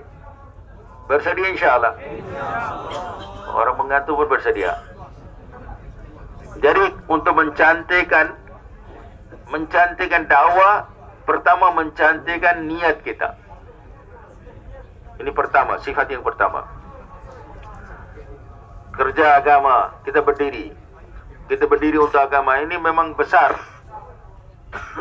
Niat apa? Niat yang baik. Apa yang inginkan? Tidak mau apapun, hanya minta keridhaan Allah Subhanahu dan hari akhirat. Allah redha denganku, Allah jadi Rahman untukku. Dia berjalan keluar di jalan Allah Subhanahu Wa Taala hanya mencari keridhaan Allah Subhanahu Wa Taala, dan dia minta balasan daripada Allah Subhanahu di hari akhirat. Tidak minta apapun di dunia ini. Setiap Nabi imamun dunia, maka setiap Nabi mereka dakwah. Kita hanya minta hari akhirat, tidak minta apapun daripadamu. Kita buat usaha dakwah hanya untuk hari akhirat. Allah SWT berikan agama untuk kita. Barang siapa membawa agama sempurna, dia berdapat perhubungan baik dengan Allah Subhanahu Wa Taala dan persiapan untuk hari akhirat, bekalan untuk hari akhirat. Dalam usaha dakwah kita, Allah dan akhirat. Allah suka di hari akhirat. Allah Subhanahu Wa Taala akhirat ini selama-lamanya, abadiat. Setiap kebenaran balasan akhirat selama-lamanya. Dia syurga sedia selama-lamanya nikmat, neraka penderitaan selama-lamanya. Semua kebenaran yang asbab balasan di hari akhirat Allah buat abadiat selama-lamanya. Sahabat radhiyallahu ta'ala anhu, inna wa akhirah. Sahabat radhiyallahu ta'ala anhu mereka dakwah pada orang lain, dakwah pada orang kafir. Kita datang bukan untuk dunia, kita datang untuk hari akhirat. Dan setiap Nabi mereka dakwah tidak mau minta apapun, harap daripada apapun, daripada kamu orang. Kita hanya harap daripada Allah Subhanahu Wa Taala. Niat kita mencari dai-dai, kecantikan niat mereka hanya harap hari akhirat, keridhaan Allah Subhanahu Wa Taala dan akhirat. Setiap tempat, setiap waktu, dalam janggal pun, dalam hutan pun kita dakwah. Nabi Nuh alaihissalam siang malam dakwah. Dari siang malam kita dakwah. setiap tempat, setiap waktu, setiap keadaan, setiap orang, dengan niat yang baik, hanya mencari keridhaan Allah Subhanahu wa taala dan harap balasan di hari akhirat. Hadirin dimuliakan Allah Subhanahu wa taala, kata beliau, supaya melalui dakwah kita dapat perhubungan baik dengan Allah Subhanahu wa taala. Fikir untuk hari akhirat. Sifat takwa wujud dalam diri kita.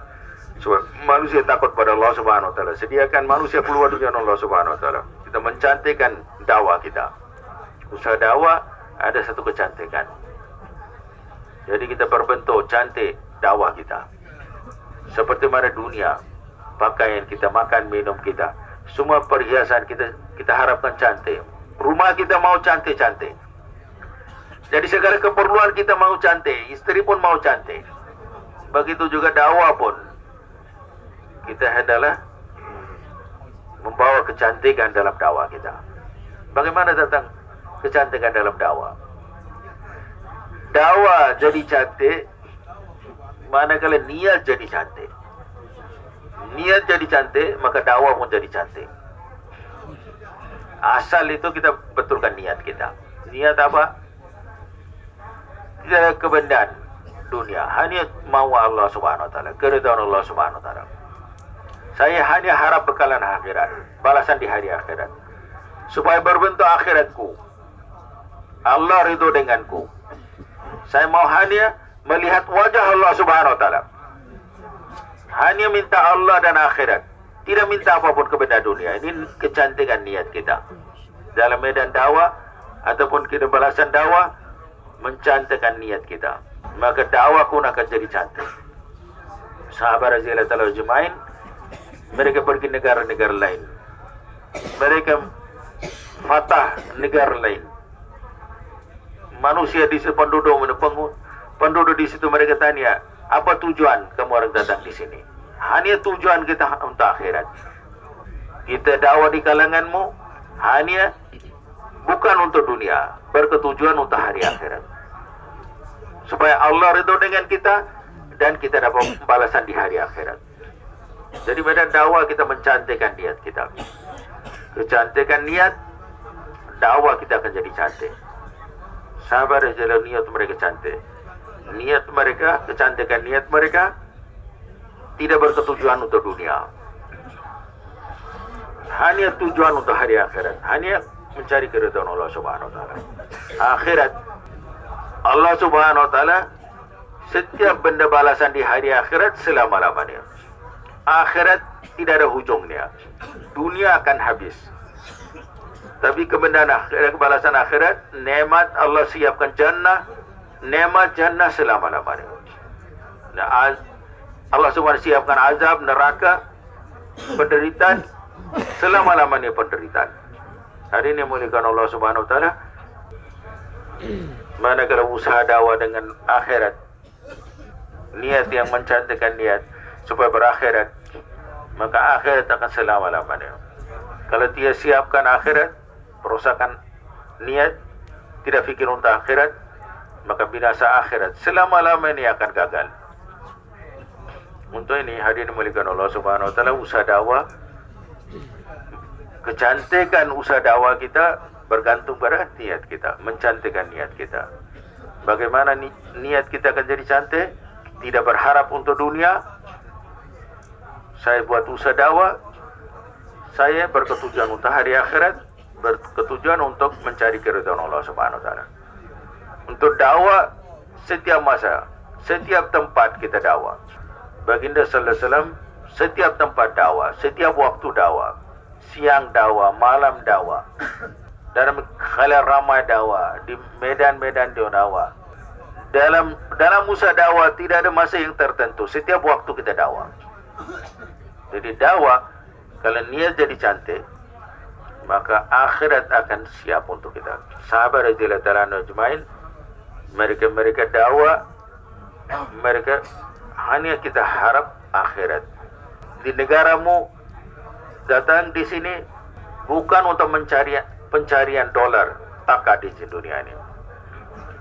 Kita datang di sini untuk siapkan untuk hari akhirat, dapat keridhaan Allah Subhanahu wa taala, buat perhubungan baik dengan Allah Subhanahu wa taala. Untuk perhubungan baik dengan Allah Subhanahu wa taala, berketujuan Allah Subhanahu wa taala, berketujuan hati akhirat, buat usaha dakwah, maka dakwah akan jadi cantik. Kecantikan dakwah. Dai tidak ada garis, tidak ada keinginan dunia. Kita siap untuk hari akhirat. Setiap keadaan kita dakwah. Setiap waktu kita dakwah. Ini mukhlisin. Mukhlis kecantikan, mukhlisun. Wa masabana huda. Sabda baginda sallallahu, orang berikhlas di seperti mana pelita hidayah, bercahaya. Mukhlisin di mana-mana bergerak, mereka jadi bercahaya. Haya dan harta dirinya, tapi kerja untuk Allah Subhanahu wa taala. Amalan sedikit pun balasannya besar. Akhlis dinak yakfu amal al-qalil. Dinmu jadikan ikhlas, maka balasannya besar daripada Allah Subhanahu wa taala, mencukupimu. Itu mencantikkan dakwah kita. Dakwah bagaimana kita jadi cantik? Niat, kecantikan niat kita. Tidak ada harap untuk dunia, tidak berketujuan untuk dunia, tidak harap apapun dunia, hanya mencari keridhaan Allah Subhanahu wa taala. Akhirat tujuan kita. Tidak ada keinginan dunia. Maka mencantikkan niat medan dakwah. Barang siapa dari khalis, dia mukhlisin, berikhlas. Orang berikhlas seperti mana pelita hidayah. Pelita ini dia membawa cahaya. Dengan cahaya ini kelihatan semua, memahami. Maka berikhlas seperti mana pelita hidayah, di mana-mana bergerak, dan cahaya. Nah, manusia boleh memilih barang yang berbahaya, barang yang kebaikan untuk dia. Orang mukhlisin bergerak di kalangan manusia, tidak ada harap dunia, hanya mencari keridhaan Allah Subhanahu wa taala, hanya tujuan Allah. Dengan niat ini dia berjalan di medan dakwah. Tidak tertentu masa, tidak tertentu tempat, di mana-mana saja. Ini berketujuan untuk Allah Subhanahu wa taala. Maka Allah Subhanahu wa taala, kerana ikhlas, walaupun amalan yang sedikit pun jadi besar balasan di sisi Allah Subhanahu wa taala. Akhlis dinak. Sabda baginda, niat ini ikhlas, khalis. Yakfikal amal al-qalil. Walaupun amal kecil akan mencukupimu. Barang siapa mukhlis, berikhlas, niat jadi betul dalam bergerak di jalan medan dakwah. Amalan yang kecil pun jadi amat berharga di pandangan Allah Subhanahu wa taala. Mengantuk dia pun akan jadi besar balasan daripada Allah Subhanahu wa taala. Jadi setiap amalan kita, pertama soalan pada diri kita, kenapa saya buat ini? Kita perhatikan niat kita. Ikhlas, niat kita berbentuk untuk Allah dan akhirat. Allah berikan mal, harta benda pada Karun, dan Allah perintahkan kamu siapkan untuk hari akhirat untukmu dengan harta ini. Allah dakwah tentang hari akhirat. Barang siapa dengan amalan dia diharapkan akhirat, besar daripada itu niat ini, Allah Subhanahu ridho denganku. Ridwanu minallahi akbar. Allah ridho denganku, ini adalah balasan yang besar di sisi Allah Subhanahu wa taala. Barang siapa berakhirat, niat untuk akhirat dan diharap keridhaan Allah Subhanahu wa taala, maka dia melalui ikhlas dia akan terkesan dalam usaha dakwah dia.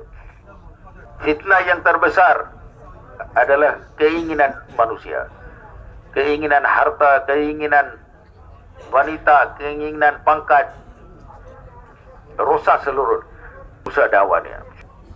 Bas, dalam hati ada garis keinginan. Jadi kita korban segala keinginan dunia dan siapkan untuk hari akhirat. Barang siapa yang berikhlas, gerakan dia akan jadi asbab hidayah untuk orang lain. Dan melalui dia Allah Subhanahu wa taala jadikan asbab untuk rusak, binasakan segala fitnah. Hari ini muliakan Allah Subhanahu wa taala, dalam medan dakwah kita betulkan niat kita dan kita perhatikan niat kita. Dan tanya, soalkan pada diri kita, adakah tujuan dunia? dalam dakwah ini mencari keridhaan Allah Subhanahu wa taala.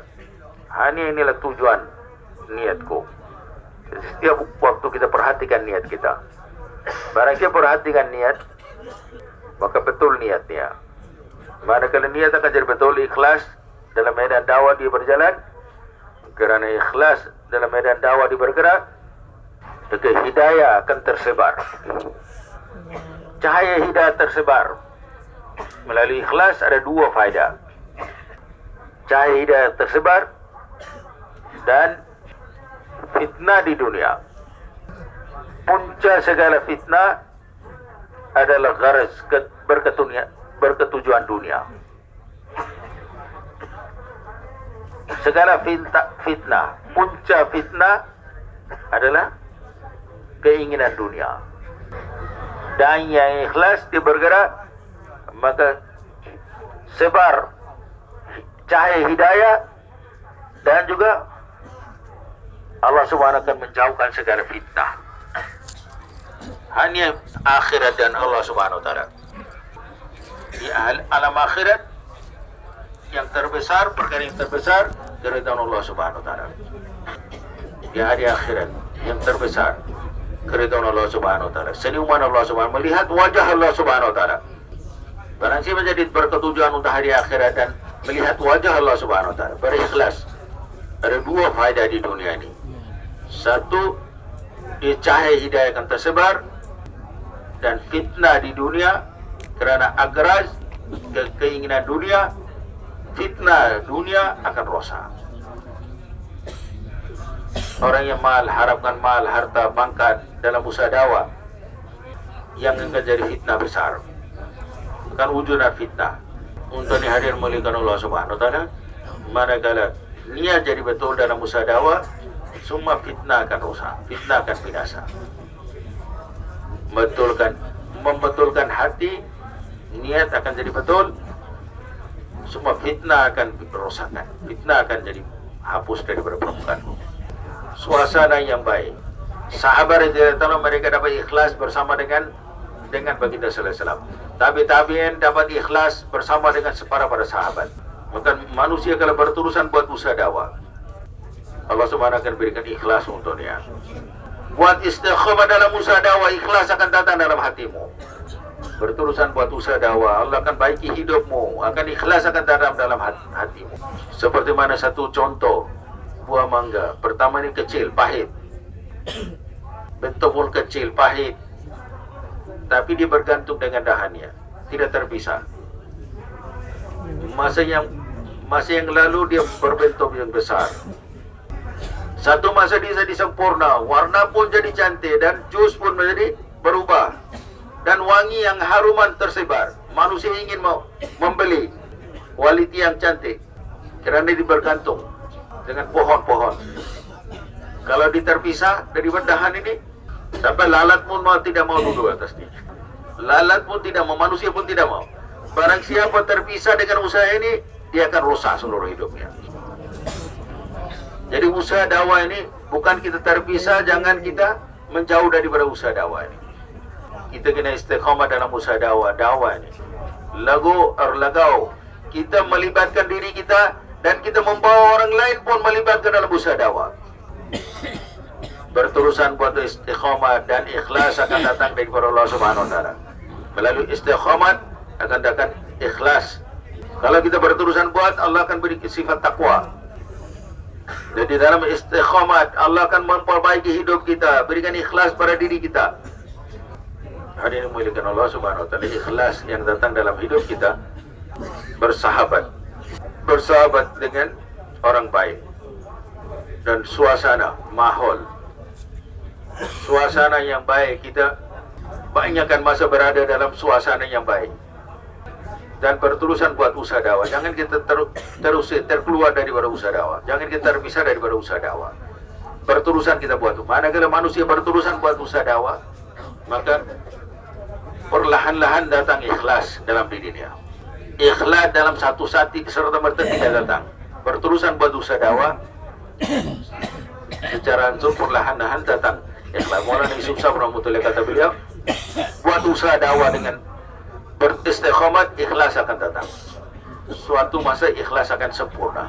Kalau terpisah daripada usaha dakwah, ikhlas tidak datang. Berterusan buat usaha dakwah, maka ikhlas akan datang. Berikan umpama, contoh, seperti mana satu buah durian musangking. Musang pun ada king. Ini awalnya pahit, warna pun tidak cantik. Kalau buah ini dimelekat dengan dahan, tidak jatuh, bergantung dengan dahan ini, makin besar. Dia berbentuk yang cantik. Di luar pun akan warna, akan menukar. Dalamnya akan jadi manis, rasa yang manis, wangi-wangian, haruman. Dijual di pasar, sampai di luar negara, tanpa ongkos, tanpa tiket. Semua orang mau sampai dalam rumah dia. Kalau diterpisah daripada dahan ini, masa kecil-kecil, jatuh daripada pohon, apa yang berlaku? Berarti buah yang terpisah daripada pohon ini, karena lalat pun tidak mau duduk atas ini. Semua rosa dibuang nih. Dia akan binasa dia. Manakala manusia terpisah daripada usaha dakwah, maka ikhlas tidak wujud dalam dirinya, maka dia buang di tong sampah, rusak seluruh hidupnya. Jadi hendaklah buat usaha dakwah berterusan. Jangan kita terpisah, dan sebaliknya kita sendiri pun buat penuh dengan usaha dakwah dengan ikhlas, dan kita membawa dalam usaha dakwah, dan kita bersatu hati dengan penuh dengan korban. Satu masa Allah Subhanahu wa taala berikan ikhlas pada diri kita. Abu Hurairah, kita ini seorang manusia, tolong beritahu salah seorang namanya tidak pernah sholat, tapi masuk dalam surga. Dalam hidup ini tidak ada sholat, bagaimana akan berlaku? Tidak sholat tapi masuk dalam surga. Ya, tidak pernah sholat tapi masuk dalam surga. Mana? Apa tujuan? Bagaimana berlaku ini? Usairim, nama dia. Banu Ashal dari Ansar. Pagi-pagi dia beriman. Banu Ashal dari Ansar. Dia beriman pagi. Dia sampai peperangan Uhud. Sebelum zuhur dia syahid di jalan Allah Subhanahu wa taala. Waktu sakaratul maut, kenapa kamu datang di sini? Untuk apa? Apa tujuan? Untuk din Allah. Dia Usairin. Dia tidak dapat peluang untuk sholat. Dia berikhlas, dia beriman. Ini ikhlas. Akhli dinak yakfikal amalul qalil. Sabda baginda sallallahu alaihi wasallam, ikhlas dalam agamamu, maka amalan yang kecil pun mencukupi untuk selamat dari api neraka, masuk dalam surga. Orang berakhirat tidak ada pergaduhan, kerana mereka berharap akhirat, kerana amalan mereka berharap balasan di hari akhirat, tidak pernah bergaduh. Abu Hurairah radhiyallahu anhu ditanya pada manusia, tolong beritahu nama, tidak pernah buat amal, tapi dia masuk dalam surga. Semua orang heran, siapakah orang itu? Tidak pernah buat amal, tapi sudah masuk dalam surga. Manusia takjub. Akhirnya semua tanya, apa ceritanya? Usairim dalam peperangan Uhud di pagi hari beriman, dan beriman siapa tidak tahu dia beriman. Dia masuk Islam, dia terus masuk dalam peperangan Uhud. Sebelum zuhur dia syahid di jalan Allah Subhanahu wa taala. Kabilah Banu Ashal dari kalangan Ansar. Di pagi-pagi dia masuk Islam, dia sampai di peperangan Uhud, dia cedera pada orang tanya, Usairim, kenapa kamu datang itu? Untuk menolong kaummu, untuk menolong untuk Ansar? Tidak. Saya datang untuk membantu pada agama Allah Subhanahu wa taala. Saya beriman pada Allah Subhanahu wa taala. Saya datang untuk memerangi, untuk bantu pada, dan maka dia syahid dia. Satu waktu pun tidak solat, tapi dia masuk dalam syurga. Sehari dia muliakan Allah Subhanahu wa taala. Sabda baginda sallallahu bahwa akhlas dinak, dinmu yakfikal amalul qalil. Dinmu, walaupun amalanmu kecil, akhlas dinak, ikhlas walaupun amalan kecil, dia akan mencukupi untuk masuk dalam syurga. Karena sebab niat dia betul, mencantikkan niat, tidak berketujuan untuk dunia, hanya berketujuan untuk hari akhirat. Di mana manusia berketujuan untuk dunia, manusia kalau niat untuk hari akhirat tidak ada pergaduhan. Akhirat Allah akan berikan. Di mana ada berketujuan untuk hari akhirat tidak ada pergaduhan. Pergaduhan ini permusuhan yang berlaku di permukaan bumi manakala ada dunia. Manakala kita betulkan niat, semua fitnah akan hapus. Manusia buat usaha untuk hari akhirat, buat usaha dakwah untuk hari akhirat, hayat dan harta dikorbankan. Dia harap hanya akhirat, tidak harap balasan. Ini adalah mukhlisin. Dengan ini manusia Allah SWT sebarkan hidayah dan fitnah akan hapus daripada dunia. Jadi kita adalah penting untuk kita pahaban berterusan buat usaha dakwah. Dan dalam usaha dakwah akan wujud ikhlas. Kalau kita buat usaha dakwah, dia sempurna segala perintah Allah Subhanahu Wa Taala, maka Allah Subhanahu Wa Taala akan kekalkan usaha dakwah ini. Din seperti mana anak yatim. Kalau manusia buat usaha dengan penuh dengan ikhlas, maka manusia akan suka dengan agama, bercinta dengan agama. Maka barang siapa peniaga kalau usaha dakwah, maka dalam hidup dia akan datang agama. Petani kalau buat usaha dakwah, maka dalam pertanian akan datang agama. Peniaga dia buat tijarat, dia buat perniagaan dengan ikhlas usaha dakwah, maka agama datang dalam perniagaan.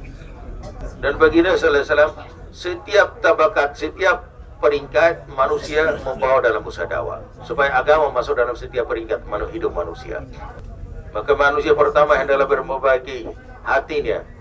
Dalam hati masuk agama, maka dalam hidup akan masuk agama. Barang siapa buat ibadah penuh dengan hadir dengan fadail, maka semua balasan akan datang daripada Allah Subhanahu Wa Taala. Petani kalau buat usaha dakwah, asal kita jadi papan dalam usaha dakwah, kita berterusan buat usaha dakwah. Jangan kita tinggalkan usaha dakwah. Mari kalau papan diri kita dengan penuh dengan kesungguhan buat usaha dakwah, maka buka jalan untuk kita. Agama akan datang dalam hidup kita. Kalau kita tidak buat usaha dengan kesungguhan, maka din pun tidak akan wujud dalam hidup manusia. Manusia akan usir agama. Seperti mana orang luar negara, mereka usir daripada negaranya. Orang yang tidak kenal usir daripada rumahnya. Begitu juga din pun seperti mana musafir luar negara. Manusia tidak akan kenal din, mereka akan usir agama daripada hidupnya. Manakala kita buat usaha dakwah dengan ikhlas, dengan pahabati, dengan korban, maka din akan datang dalam hidup kita. Setiap tabakat manusia, setiap peringkat manusia, atau petani, atau perniaga, atau pekerja, atau orang-orang kaya, orang berpangkat, mereka buat usaha dakwah, din akan datang dalam hidup mereka. Di mana-mana akan datang agama. Di mana-mana akan datang agama. Baginda sallallahu alaihi wasallam, dakwah, din tersebar dalam setiap peringkat manusia.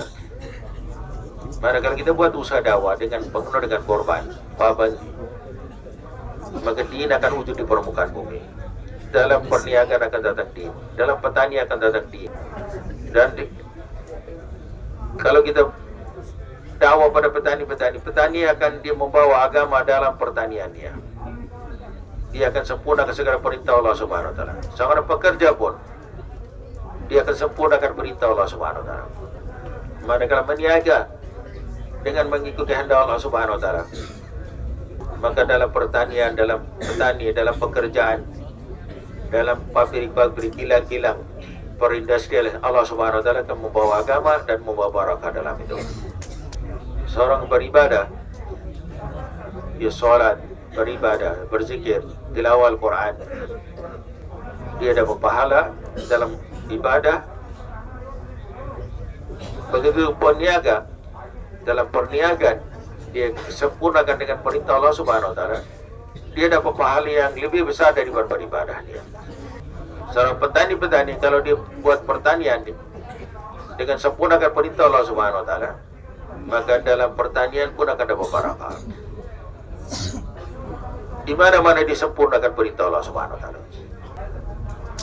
Dia fadail pada balasan ibadah pun dia dapat, dan perniagaan mengikut kehendak Allah Subhanahu Wa Taala, perniagaan dia akan dapat pahala yang besar. Jadi berterusan saya akan buat usaha dakwah. Di mana-mana saya akan buat usaha dakwah. Maka agama akan wujud dipergunakan. Dalam pertanian akan wujud agama. Dalam perniagaan akan wujud agama. Di setiap penjuru seluruh dunia akan wujud agama. Manakala tinggalkan usaha dakwah, maka agama akan jadi sempit. Agama akan manusia akan terkeluarkan daripada hidup manusia.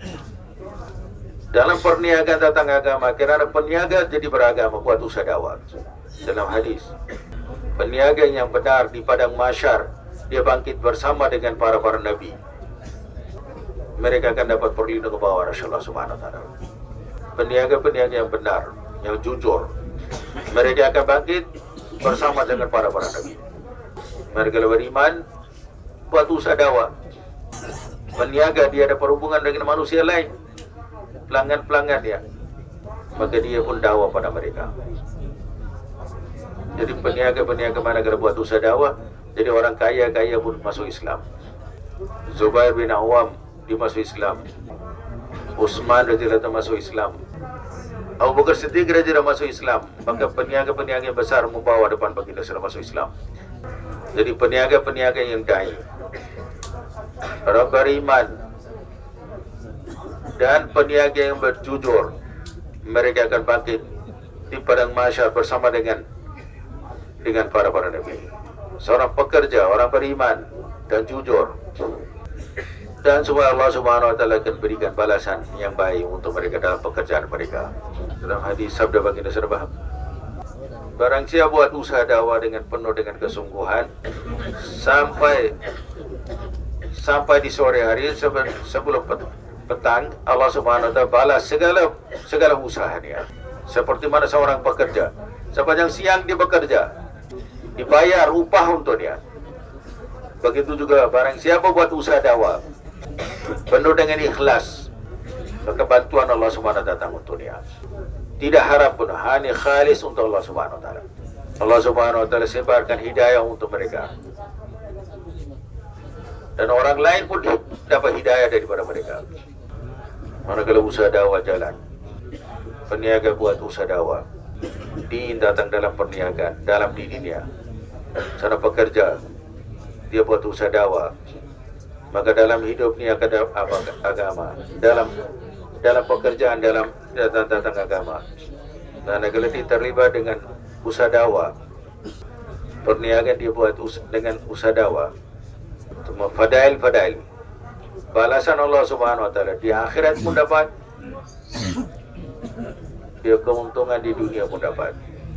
Dia buat usaha perniagaan dengan iman, dia jaga perintah Allah Subhanahu Wa Taala, dia untung dunia pun dapat, di akhirat pun dia dapat balasan.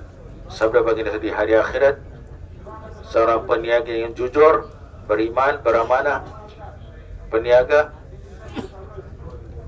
dalam perniagaan dia bercakap benar di padang mahsyar, dia bangkit bersama dengan para nabi dan perlindungan bawah Rasulullah.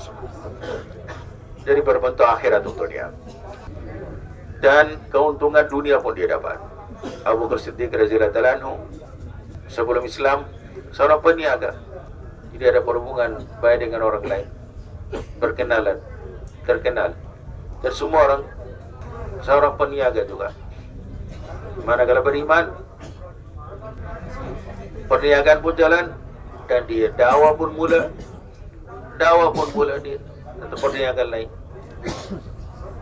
Melalui usaha dakwah dia, sahabat yang besar-besar, Talha bin Ubaidullah, Zubair bin Awam radhiyallahu anhu, Utsman radhiyallahu anhu, sahabat yang besar-besar, melalui dakwah Abu Bakar Siddiq radhiyallahu masuk Islam. Abu Bakar Siddiq radhiyallahu dakwah dan membawa mereka, maka di situ masuk Islam. Peniaga, manakala dia terlibat dengan usaha dakwah, dalam perniagaan tentang agama, di dunia pun beruntung, di hari akhirat pun beruntung. Sabda baginda bahwa saya bawa agama, dunia pun ada untung, di hari akhirat pun ada untung. Melalui agama, manusia beruntung, manfaat di dunia dan juga di hari akhirat. Seorang pekerja, kuli, seorang pekerja, pemikul barang, di sepanjang siang dia bekerja. Sabda baginda tentang fadailnya, seorang pekerja sepanjang siang dia bekerja, di mana kalau dia petang hari, segala dosa-dosa terdahulu diampunkan. Dia kerja ni, dia dapat upah di dunia ni, dan dosa pun diampunkan oleh Allah Subhanahu Wa Taala. Daripada Allah Subhanahu Wa Taala pengampunan untuk dia. Tidak ada subhanallah di sini. Semua balik rumah. Masya Allah. Kalau kita buat usaha dakwah, berhenti dengan penuh dengan kesungguhan, Allah setiap tabakat membawa agama. Semua akan rujuk tawad kepada Allah Subhanahu Wa Taala. Di mana-mana diindah kata manusia peniaga pun akan dapat manfaat, seorang pekerja pun akan dapat manfaat, seorang pekerja pun akan dapat manfaat, dan seorang pertanian perindustrialis pun akan dapat manfaat. Orang mengampun pun dapat manfaat juga. Masya Allah. Kerana mereka mimpi arah Allah Subhanahu Wa Taala. Kira 4 orang Bangla pergi Amerika, mereka pun jadi asbab hidayah. Mengantuk dalam tali. Dan orang kaya miskin buat usaha dakwah. Jadi kita siapkan diri kita untuk sempurnakan tanggungjawab, dan kita jadi asbab supaya orang lain pun siap untuk keluar di jalan Allah Subhanahu Wa Taala. Supaya kita jadi pembukaan untuk khair, kebaikan. Hadis tuba li abdi miftah lil khair maghlaq lil syarr. Orang mukhlis jadi penghalang untuk keburukan dan jadi kunci untuk kebaikan. Barang siapa tunaikan hak Allah Subhanahu Wa Taala dengan aman dan ketenteram di dunia ini, barang siapa tunaikan hak manusia, maka dia akan satu hati. Barang siapa orang Islam, asbab dia, harta dia, kalau dia korban untuk di jalan Allah Subhanahu, maka Allah memberikan barakah dalam harta dia. Hayat dan harta dia Allah Subhanahu berikan barakah. Barang siapa mensia-siakan hidupnya, dia memboros perbelanjaan di dunia ini, barakah cabutkan daripada harta dia. Jadi kita siapkan diri kita untuk korban di jalan Allah Subhanahu Wa Taala. Dunia pun dapat barakah, akhirat pun dapat. Dunia pun barakah, akhirat pun dapat balasan besar. Melalui barakah Allah Subhanahu Wa Taala mudahkan kesusahan di dunia ini. Jadi untuk siapkan diri kita dan siapkan orang lain. Usaha ini tersebar di seluruh dunia, ujung-ujung seluruh dunia. Kerana dunia ini Allah Subhanahu ciptakan untuk beribadah kepada Allah Subhanahu Wa Taala. Beribadah kepada Allah Subhanahu Wa Taala. Ya betul. Luas permukaan bumi melalui ibadah. Allah Subhanahu hidupkan langit ini dengan ibadah. Kerana semua malaikat beribadah atas langit. Janji-janji Allah Subhanahu besar dalam usaha dakwah. Kita siapkan diri kita dan siapkan orang lain untuk usaha dakwah. Hayat dan harta kita korban di jalan Allah. Barang siapa gunakan hayat dan harta di jalan Allah, dia akan dapat barakah di dunia ini. Untuk ini kita siapkan diri kita dan siapkan orang lain. Semua bersedia insyaAllah. Kita membawa agama dan usaha agama, buat usaha dakwah. Ini tanggungjawab umat ini. Tanggungjawab umat. Tugas umat. Manakala tugas umat ini sempurnakan, membawa agama, melalui usaha dakwah dan agama datang dalam hidup kita, dan kita siapkan orang lain.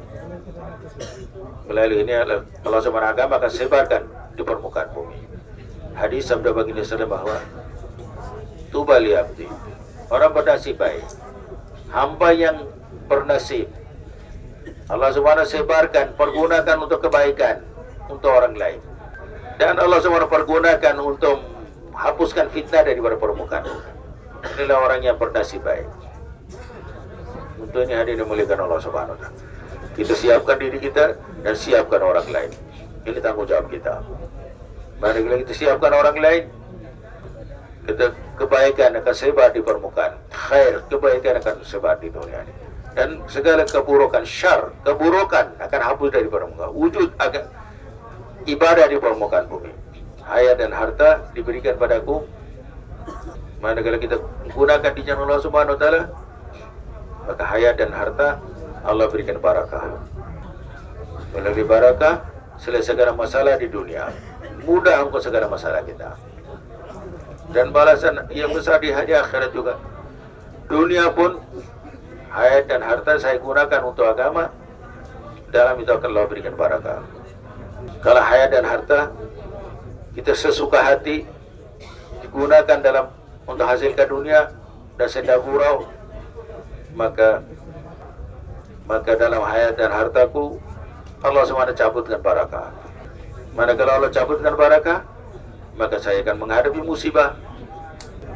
Kalau ada barakah, manakala Allah berikan hayat dan harta berikan barakah, maka selesai segala masalahku. Manakala cabut barakah daripada hidup dan harta, walaupun banyak harta, tak menghadapi berbagai musibah. Untuk ini Allah SWT berikan kerja yang besar, tanggung jawab besar pada kita. Kita siapkan diri kita dan siapkan orang lain. Sabda baginda sallallahu alaihi wasallam, nasib baik Allah SWT jadikan dia penebaran kebaikan dan pencegah untuk keburukan. Dunia ini bukan tempat fasad. Dunia hanya untuk beribadah kepada Allah. Fa'budun. Allah berfirman, bumiku luas hanya untuk ibadah padaku, untuk beribadah pada Allah Subhanahu wa taala. Allah hendak hanya manusia beribadah pada Allah Subhanahu wa taala. Seperti mana di langit, sejengkal pun tidak kosong, melainkan semua malaikat beribadah di situ. Begitu juga bumi pun.